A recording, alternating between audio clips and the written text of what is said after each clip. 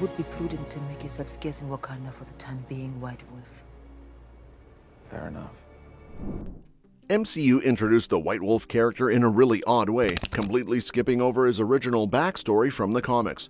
So let me tell you the untold story of Black Panther's adopted brother, White Wolf.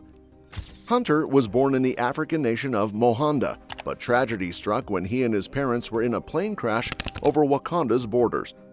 He was the only survivor and was found by the Mtume family. Pa Mtume believed the crash was a sign of the gods' anger and wanted to drown the child, but Ma Mtume, longing for a child of her own, wanted to adopt him. Unsure of what to do, they turned to King T'Chaka, who decided to take Hunter in as his own son. Growing up in Wakanda, Hunter was raised as one of them but always felt like an outsider. The only person who truly understood him was Ramonda, T'Chaka's second wife, who was also a foreigner from South Africa. Despite not being related by blood, they formed a deep mother-son bond. As kids, T'Challa and Hunter were pretty close, always competing in little games like foot races.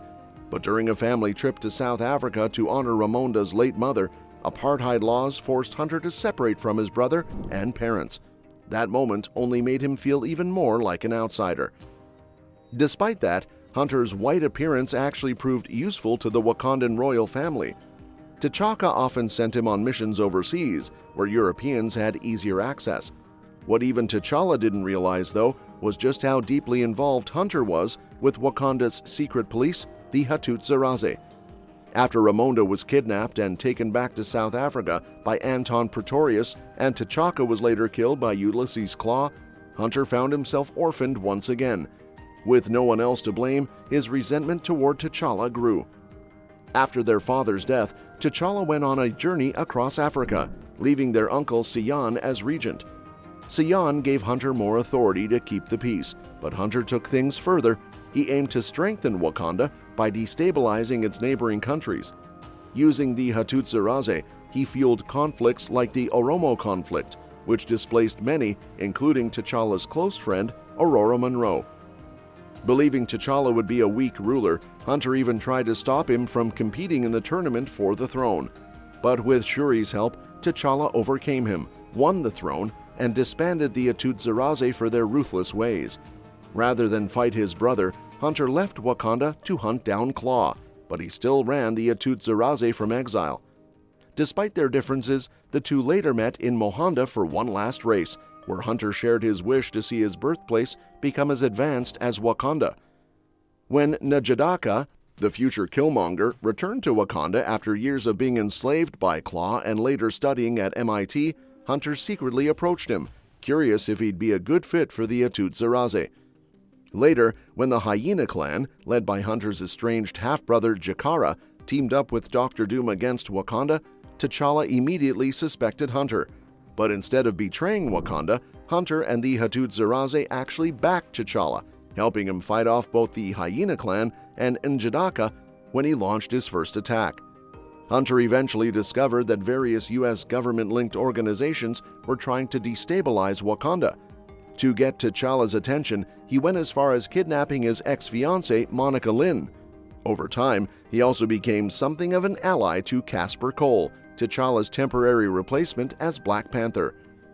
When T'Challa made Wakanda's vibranium inert and stepped down as king, passing the throne to Shuri while taking on the role of Hell's Kitchen's protector, Hunter went to extreme lengths to draw him back by murdering women in the area.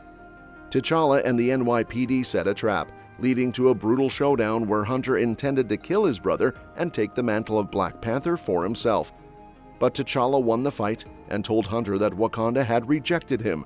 It had no place for a murderer.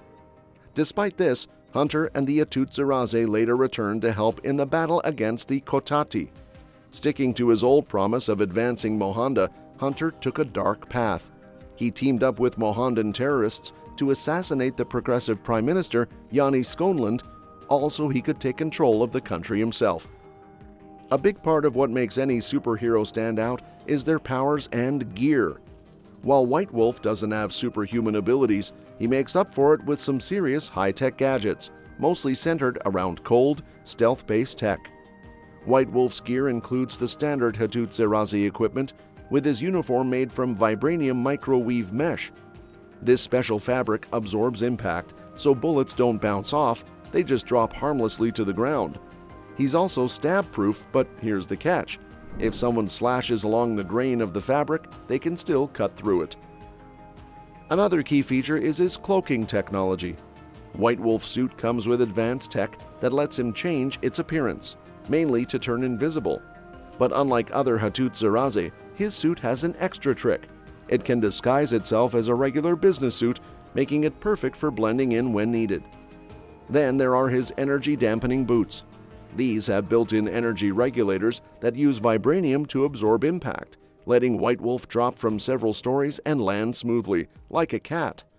With enough speed, he can even run on walls or skim across water, plus the energy field isn't just for defense, he can use it to weaken or break objects too. That pretty much sums up everything you need to know about White Wolf, his origins, motives, abilities, and all that good stuff.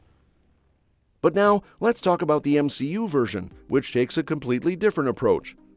In the MCU, White Wolf is actually a nickname given to Bucky Barnes, Captain America's best friend and the former Winter Soldier, played by Sebastian Stan. In the post-credit scene of Black Panther, we see a calm, one-armed Bucky in a Wakandan village with Shuri, where some kids call him by that name. The title pops up again in Avengers: Infinity War, hinting that this identity might be explored further in The Falcon and the Winter Soldier on Disney+. The Falcon and the Winter Soldier focuses on Sam Wilson's journey to accepting the shield Steve Rogers left him. By the finale, when the screen reads Captain America and the Winter Soldier, Sam has fully stepped into his new role. Meanwhile, Bucky's path is less clear. Throughout the series, he helps Sam deal with John Walker and the Flag Smashers while also attending therapy and making amends for his past as the Winter Soldier. By the end, he's checked off every name on his list. However, the show didn't do what many expected, officially transition Bucky to the White Wolf identity given to him by Wakanda. Digital artist SpiderMonkey23 even shared fan art on Instagram imagining Bucky as the White Wolf alongside Sam as Captain America. The piece, titled Captain America and the White Wolf, reimagines Bucky in a white and black combat suit instead of his usual all-black look from the series. Instead of keeping the original White Wolf story, the MCU worked some of that personal backstory and connection to T'Challa into another major Black Panther villain, Killmonger, played brilliantly by Michael B. Jordan. Hopefully we'll see the White Wolf done right on screen one day. That's all for today.